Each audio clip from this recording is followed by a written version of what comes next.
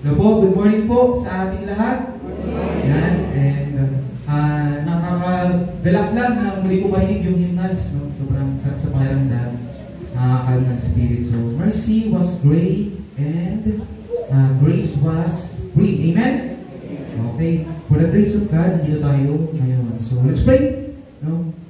Lord Jesus, Panginoon, thank you for your grace, and it was free. And freely you give it us on the cross. So Lord, now I pray, open our eyes that we may see your glory, Panginoon, only your face. And open our ears that we may hear only your word, the seven last word on the cross. And lastly, open our hearts that we may perceive, and that we may welcome your word in our life.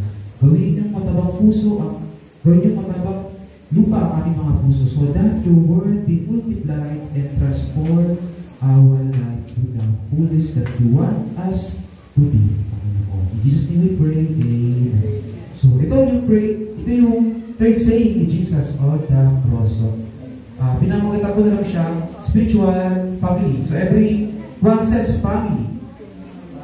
Lahat tayo may family. Okay, so sa John 19:26 to 27, let me read.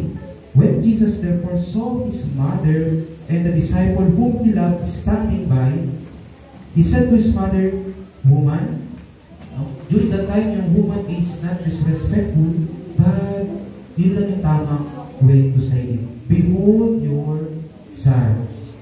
And week 7, he said to the disciple, ay John, behold your mother. And from that hour, the disciple took her to his own home. So, ano yung makikita natin dito?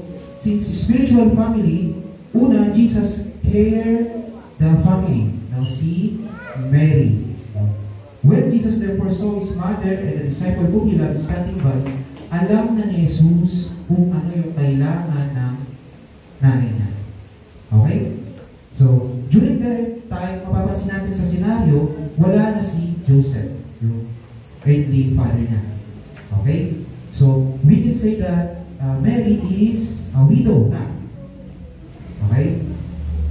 So, tingnan natin yung state ni Mary. So, gagawin natin, Jesus to Mary, Mary to John, and John to Mary, and makikita natin yung church. So, from the moment na sa cross, nakita niyo yung pamilya niya, yung nanay at yung disciple niya, alam niya na yung kailangan nila. But first, yung mother muna.